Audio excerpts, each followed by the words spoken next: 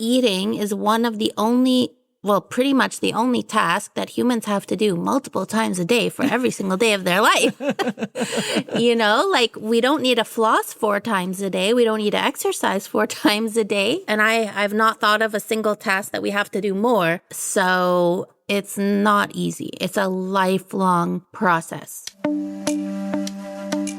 Eating can be complicated. For neurodivergent people, it's not just about food lists or meal plans. It involves sensory experiences, executive functioning challenges, and even medication side effects. How does being neurodivergent affect eating habits? And how do we recognize when nutritional struggles might turn into disordered eating? Today, Jackie Silver, registered dietitian and founder of Jackie Silver Nutrition, is here to share practical strategies that make nutrition accessible, affirming, and manageable for neurodivergent people at any age. That's straight ahead on episode 273. I'm Emily Kircher-Morris, and this is the Neurodiversity Podcast. What is neurodiversity? You see the world differently. Autism spectrum. Gifted. Complexities that are inherently inside. ADHD. Dysgraphia. Tourette's. All brains are different. You are exactly what this world needs. This is the Neurodiversity Podcast. I think a lot about the kids who don't have the words to tell us what they need. They mask and they struggle quietly, or they go unnoticed until something breaks. I also think about the educators who want to help, but just need the right tools. That's why we created the Educator Hub. Because when we support teachers, we change the experience for those kids. We make schools safer, kinder, and more responsive places to learn. The doors are opening next week, which is the perfect time to catch up on all the resources now that the school year is nearly finished. If you want to be part of this shift, click the link in the show notes to join the waitlist to get notified as soon as the doors open, or head to neurodiversity.university and look for the Educator Hub tab.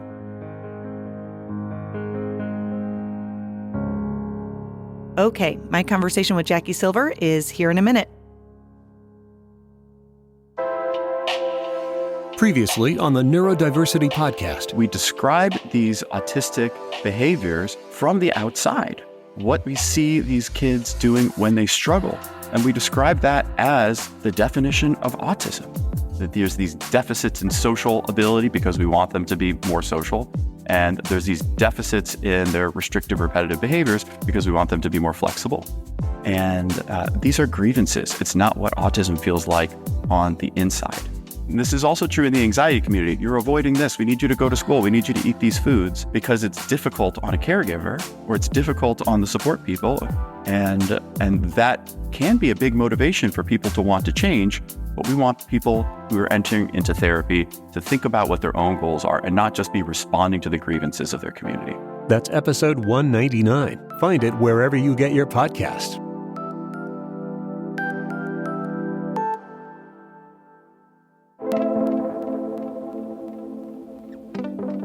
Today I'm talking with Jackie Silver. Jackie is a registered dietitian and the founder of Jackie Silver Nutrition, where she works virtually with her neurodivergent clients. She supports neurodivergent people across a broad spectrum of diagnoses, including ADHD, autism, and other intellectual and developmental disabilities. Her practice is neurodiversity affirming, weight inclusive, and judgment-free, with a focus on making nutrition more accessible and sustainable for everyone she works with. She has a master's degree in nutrition communication from Toronto Metropolitan University and additional training in mindful eating and sensory-based feeding therapy. Jackie, thank you so much for talking to me today. Thanks for having me. I'm super excited to be here. I know you work with a lot of neurodivergent clients. I would love to just start with a big picture question. When you think about supporting neurodivergent people with nutrition, what are some of the unique challenges or patterns that you see the most often, and what tends to get overlooked in traditional approaches? I'm going to start by answering the second part of your question of what gets overlooked. So a lot of clients come to me because they've been to other dietitians in the past and they tell me they didn't understand my neurodivergence. They didn't understand that I can't be cooking every single day. I can't be making complicated, multi-step, multi-pan recipes. Or I've had clients tell me that other dietitians have told them, like, just eat the vegetables, just eat the fruit. Why can't you just eat it? And they don't understand that they can't just do that. And I'm not bashing other dietitians at all. That's the biggest reason other professionals not understanding of neurodivergent brains might go wrong.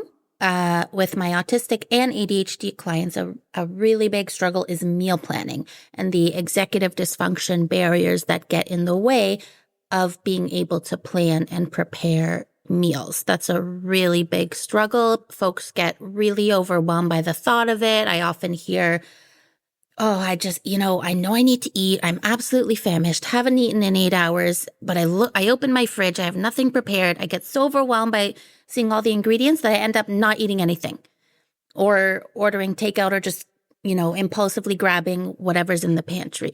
So that's something big that comes up. Food aversion, sensory sensitivities to specific textures, tastes, or smells of foods. That's a big one. So my approach, especially when I'm working with adults, is to ask them, are you looking to optimize the nutritional quality of your diet within your safe foods? So the foods that you feel comfortable eating, or are you also looking to expand and try new things? And if they tell me, nope, not willing to try new things, then I'm totally on board with that. And I work with them within their safe foods. And if they want to try new things, then we'll come up with creative ways to do so. And GI issues, digestive health, that's a big one, especially in autism. I'll see a lot of constipation, IBS, allergies, all of that. So I work with them on that. With ADHD, I see a lot of low appetite, suppressed appetite from stimulant medications, a lot of people skipping meals during the day and then quote unquote overeating or binging at night to make up for not eating during the day. So I work with them to get them eating mechanically, which means on a schedule, to reduce the nighttime binging, and then also come up with foods that feel safe for when you feel nauseous and have a low appetite, because it's not so pleasant to eat when you're nauseous. So I'm very mindful and respectful of that. Mindful eating skills also comes up a lot because in autism, that interoceptive awareness is dulled. So that ability to know when your body's telling you that you're hungry or full is difficult to tune into. So I teach clients how to tune into that. Such good examples in a wide range of things. And we're definitely going to dive into some of those a little bit more in depth. And I think the place to start has to do with those sensory differences. Like you mentioned, when we talk about supporting neurodivergent people with nutrition, that focus ends up being pretty narrow, like the food lists or the meal plans, but those sensory differences make such a difference. What should we keep in mind as it relates to sensory differences that are aligned with that neurodivergence? It does not work to pressure with eating those foods, and it's important to be respectful of those differences and compassionate. A lot of times clients tell me like, oh, I wish I could eat those things. I really wish I could. My body just says no. So being compassionate towards that. And what I like trying to, so in terms of optimizing the quality of their diet within their safe foods, I typically will recommend a multivitamin to fill in the gaps for any micronutrients that they might be missing from their diet. Now, keep in mind, I'm not prescribing a multivitamin to anyone. Always consult with a healthcare provider first before starting a new supplement. And then also figuring out how we can consume more of those safe foods. So if some people will tell me, okay, there's one fruit that I'll eat, it's bananas. And I'll say, well, how often do you eat bananas? And they might say, oh, once a week. So then, I try to encourage them to have it, every day or every other day. Or if there's 2 veggies that they might eat, let's try to increase the consumption of that to get some more nutrients in. And then in terms of expanding and trying new things, I'm a big fan of micro changes. So if a client tells me they love pasta, I'll say like, okay, can we try whole wheat pasta? Can we maybe try a small amount of whole wheat pasta mixed with white pasta and then slowly go from there. Or if they say they love crunchy textures, I'll say like, okay, can we do maybe freeze-dried fruit or freeze-dried veggie? Because that's not going to be mushy and have that unreliability in texture that is often a turnoff for people. Making small tweaks and then having more exposure and building confidence that way. One thing I think about when I work with some of my clients who, obviously this is not my area of expertise, but it often comes up even in mental health counseling. I think when we think about sensory issues related to food, we often think about sensory avoidant practices, but I feel like there's also this piece for some neurodivergent people where it's the sensory seeking, like having a difficult time managing their intake of food because they're just seeking that experience of whatever that food might be. Oh, yeah, totally. So sometimes for clients who tell me that, I'll recommend incorporating more of those textures that they're seeking. Like sometimes, I'll hear, oh, I really love crunchy. Like I need more crunchy. So like I recommend trying to incorporate that in each of your meals so that throughout the day you are getting those senses stimulated, and also coming up with other ways to get that dopamine input, because there are many other ways that we can get dopamine besides from just food. And often we do turn to food, carbs or sugar for that dopamine seeking. You mentioned in your answer to one of the questions earlier, that piece about interoception and recognizing how a hyposensitive interoceptive sense or an under-responsiveness to interoception can impact things. First of all, just in case anyone's unfamiliar, can you talk a little bit about what interoception is? And then also, how do you see it impacting your clients and what direction you go with to support them?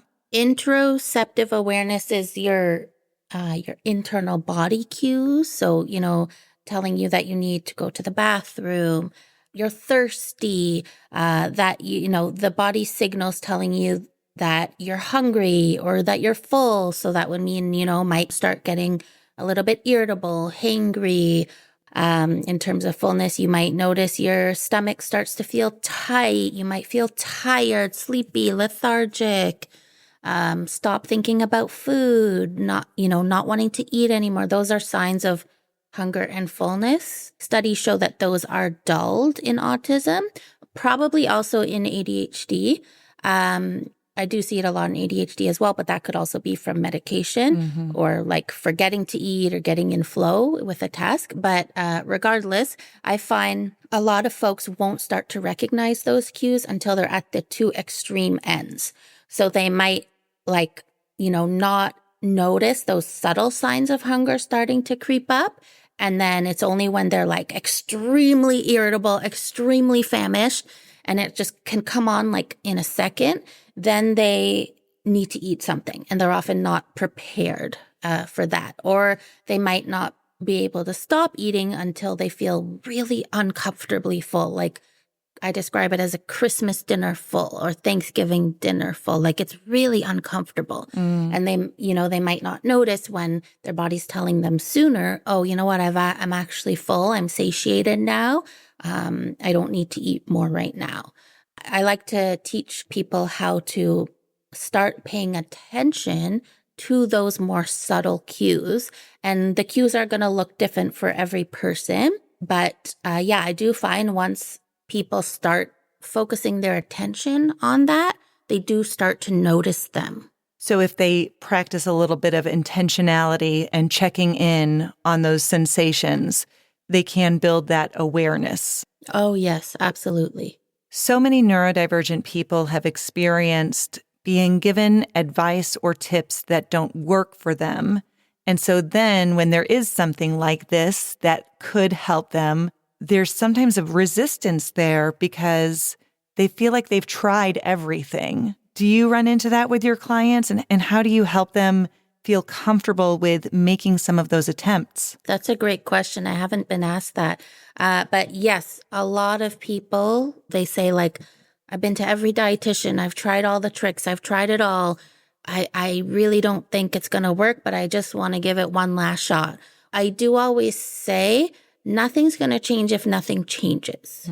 If we want to see some change, we need to do things differently from how we were doing before. So let's look at what you've done before and try something different, because clearly that's not working. A lot of neurodivergent people struggle because when they want to eat well, but it's that executive functioning that gets in the way. There's so much executive functioning that goes into the food that we put into our body. You have to think about what you're going to eat. You have to have it on hand or plan to go to the store to make sure that you have it. You have to then manage your time so that you have enough time to prepare it. All of these different things that lead up to eating something healthy. Can you talk a little bit about how executive function influences this and how you help people find ways to work around those difficulties? So first, I just want to validate anyone out there who feels really overwhelmed with planning and executing on their meals. It's a really common struggle. You are not alone. And I like to always remind people that eating is one of the only, well, pretty much the only task that humans have to do multiple times a day for every single day of their life. Like we don't need to floss 4 times a day. We don't need to exercise 4 times a day. And I've not thought of a single task that we have to do more. So it's not easy. It's a lifelong process. We try to come up with ways to figure out what the barriers are, because those could be different for everyone.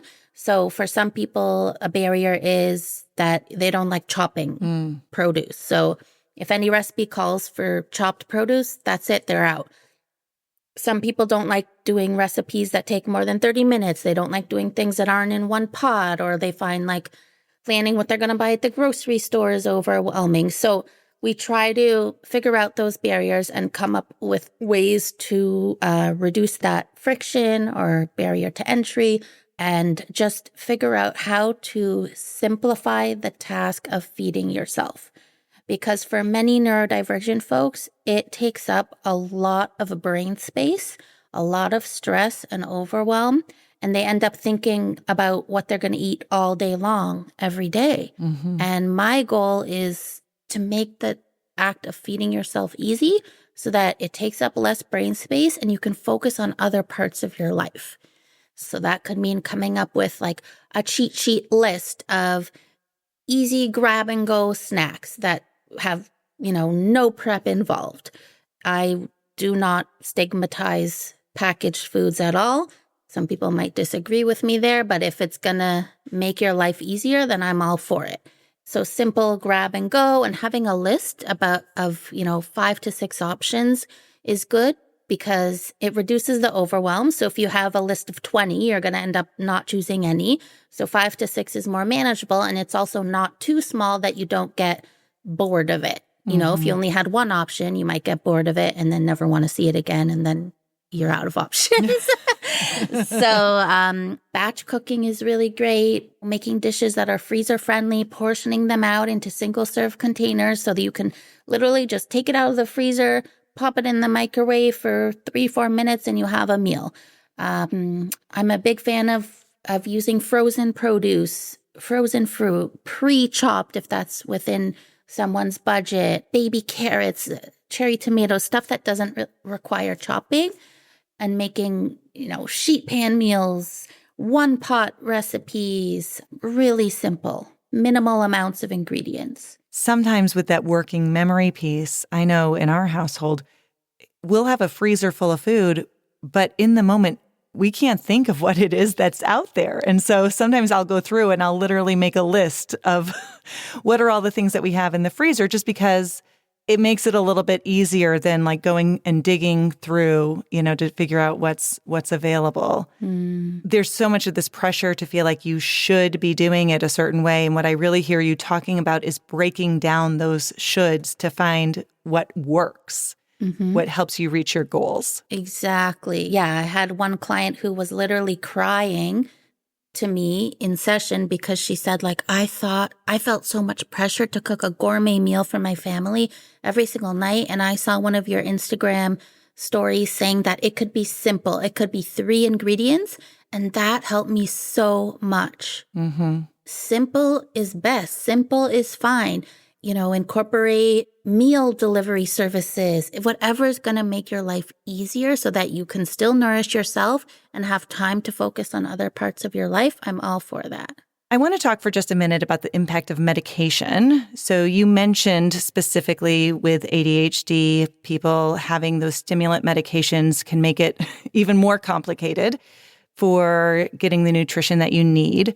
And I think you mentioned earlier mechanical eating. I'm not sure if I'm saying that correctly, but can you talk a little bit about what some of those strategies are for people who they really do need those meds to get through the day, but then there's this other impact that they're then trying to work around for making sure that they're getting the food that they need? Yeah, this is a very common struggle. A lot of stimulant medications for ADHD do suppress appetite. Not in everyone, but I do see it a lot. People will just not eat during the day or maybe just eat one meal because they feel like they should, and then they end up compensating in the evening. And so when we're not eating during the day, it's harder to focus. We're going to be more tired. We're going to have more brain fog. We'll be more irritable. It's not ideal for our bodies and for our brains. So my approach is to have people in the beginning start with mechanical eating. So mechanical eating means eating on a schedule because we can't rely on our hunger cues. So when our appetite's suppressed from medication, it's dulling our hunger cues. We literally don't have those cues, so we can't rely on them to tell us when to eat. Otherwise, we're just not going to eat all day. So we have to eat mechanically, which means just like making yourself eat something at set times. So every, 3 to 4 hours, say. So I like to come up with a schedule that feels feasible for clients. Now, I'm not of the camp where like you have to eat breakfast, lunch, dinner, and 2 snacks. Some people tell me like, I just don't want to be eating breakfast. And I respect that. So we could still come up with a schedule based on the meals and amount of snacks that feel safe and comfortable for you. So so once we start to eat on some sort of a schedule and become more consistent with that, we have more energy, we're less tired, we're able to focus more. It also helps to reduce the nighttime binging, and it also helps to stimulate our appetite cues to start to come back. So I'll often hear people say that they've started to feel hungry again for breakfast for the first time in years. And that's when you could also start to incorporate more of that mindful eating. So, incorporating the mechanical eating alongside with listening to your body and listening to your hunger and fullness cues. And then in terms of finding what feels safe, oftentimes people find it's easier to drink their nutrition rather than eat solid food when they have low appetite or they feel nauseous. So, I'm not opposed to these, meal replacement drinks or smoothies people find really helpful, or stuff that's more carbohydrate, like toast with peanut butter. Whatever is going to feel palatable is what I'll recommend. I want to talk just for a few minutes about disordered eating. Mm-hmm. Can you talk a little bit about some of the patterns that you notice with neurodivergent people that can lead to disordered eating patterns, and then also perhaps what that threshold is when disordered eating is becoming something that's more significant and someone needs to seek out support for an eating disorder? Great question. So I will say that people with ADHD are at increased risk for developing an eating disorder. All types of eating disorders, but more likely binge eating because of that, not eating during the day, meds, whatever it is, and then more likely to binge at night. Also that sensory dopamine seeking. People often turn to comfort food. And also that impulsivity that is more common in ADHD. There is a higher association between ADHD and binge eating disorder. In autism, an eating disorder that is common in autism is ARFID, avoidant restrictive food intake disorder, which is not related to body image. So it's more related to a very limited diet from textures, traumatic childhood experiences of choking or coughing. It's often associated with malnutrition, so unintentional weight loss. Mm-hmm. In terms of disordered eating patterns, so not diagnosed eating disorder, I will often see people who, say, for example, with ADHD, who stress eat, or, they're not binging, but they are like seeking that stimulation from food.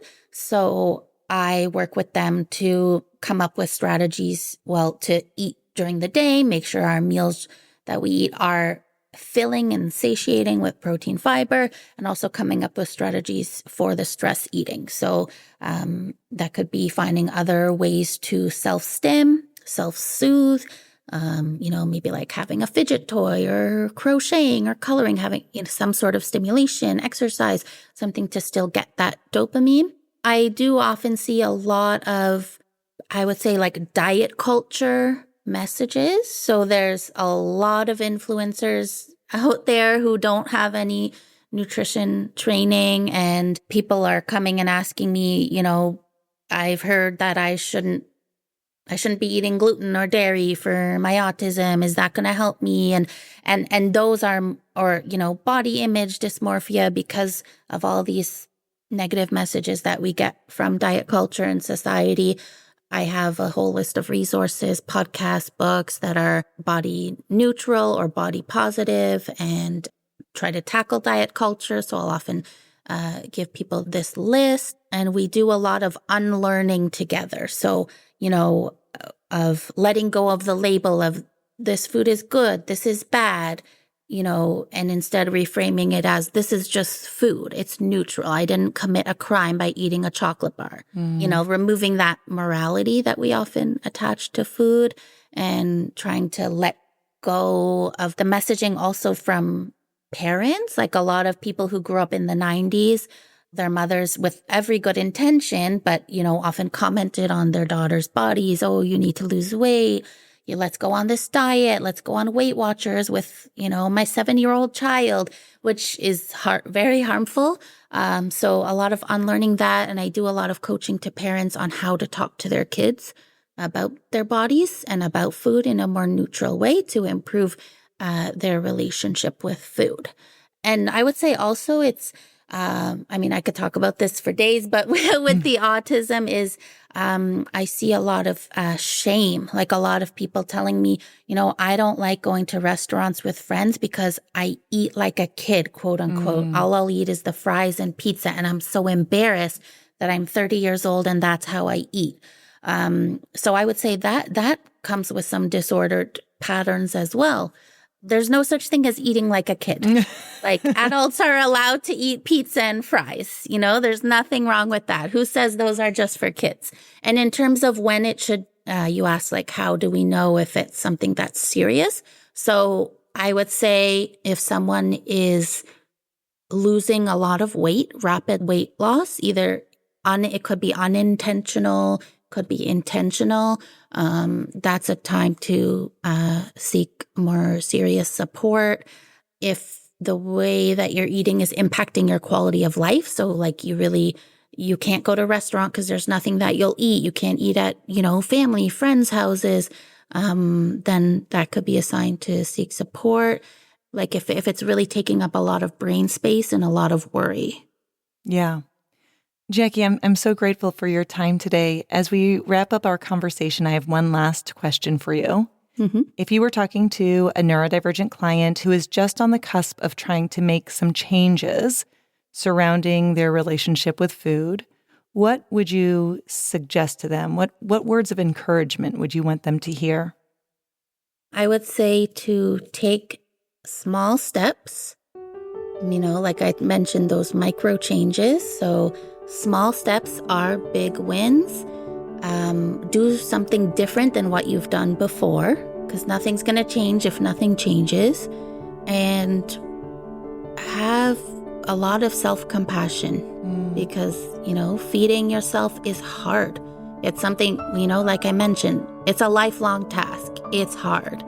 So we need to have compassion for that. There's going to be ups and downs along the way. That's a perfect place to end it.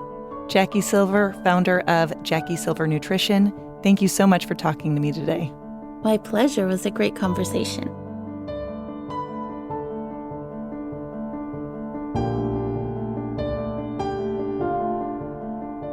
food is fuel might work as a slogan, but it doesn't capture the full picture, especially for neurodivergent people. Eating is often about so much more.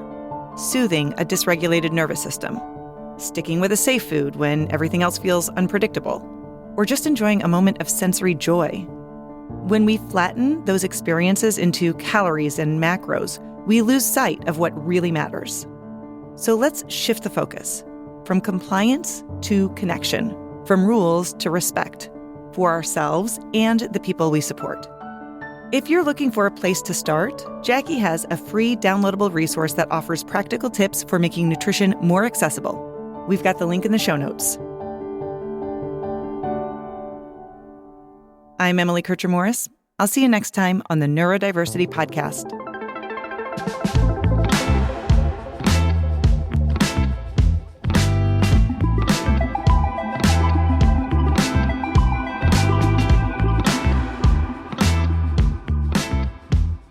Thanks to Jackie Silver for joining us. We have links to her work and other resources in the show notes. So in many areas, school is almost out. That means kids will be, let's say, more susceptible to things like, quantum entanglement with sidewalk cracks. Some will, I'm sure, be trying to build a perpetual motion machine in the backyard if they're anything like my kids. Keep an eye out is my point. Excessive kinetic energy could result in accidental time travel. Sorry for rambling. Our host is Emily Kircher-Morris. Corey Orrick is our office manager and production assistant, and I'm the executive producer, Dave Morris. For all of us, thank you for listening, and we will see you next time.